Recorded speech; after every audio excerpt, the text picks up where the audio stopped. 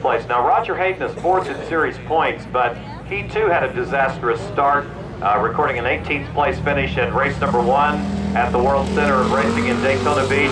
Then it was all third and fourth until we arrived at Mid-Ohio, a sports car course at Lexington, Ohio, and he had an issue with a bad tire, putting him back into 8th spot in race number 1.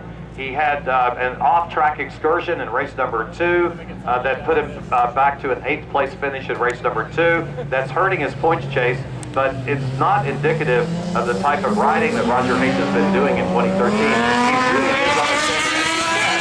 He has been able to challenge Josh Hayes at many racetracks. I think this may be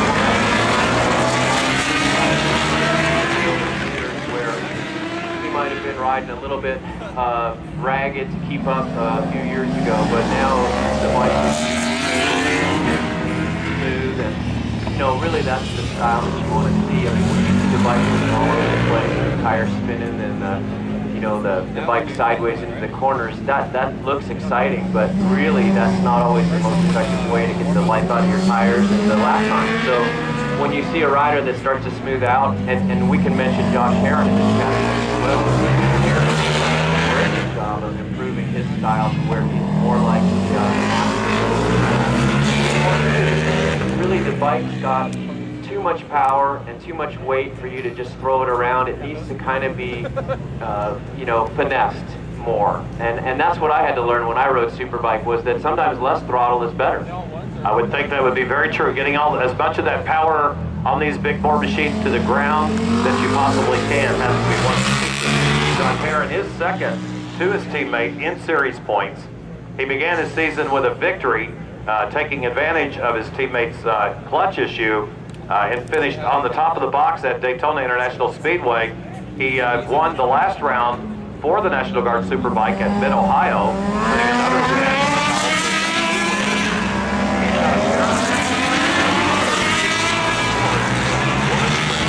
Won the 8th of North America. So John Herron is becoming, I think, a model of smooth and a model of consistency. Really paying off for him. He's second in points, and I do believe he could be a factor in this race today. No, I agree with you, and we're talking with the crew down there. They made a really good point, is look at who your teammate is. I mean, you've got the perfect example to use as a reference point. So let's use it. Let's go ahead and use it. And as you say, once you win a race, I never won a Superbike race. The best result I ever had was third. Now he knows he can win. No matter what. I mean, no matter what. You can't take it away from him. A win is a win, no matter what the circumstances. That's exactly right. At podium at Mid-Ohio, he said, I don't want to win one this way.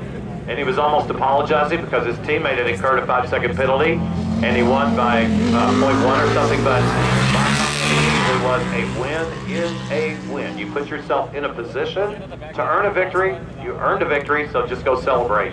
Yeah, that's absolutely right. And it's so important. And looking at the times real quick to give the fans an update right now, Josh Hayes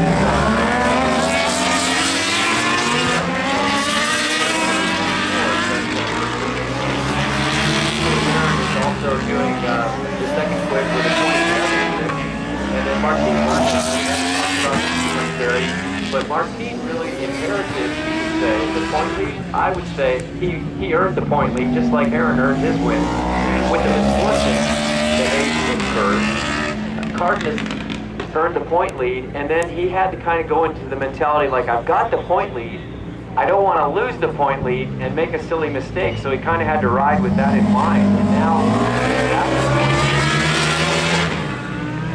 I think everyone has high expectations before this season ends for yet another victory or two, potentially, from Martin Cardenas, the star out of Medellin, Colombia, representing the Suzuki Factory Racing Team so wonderfully.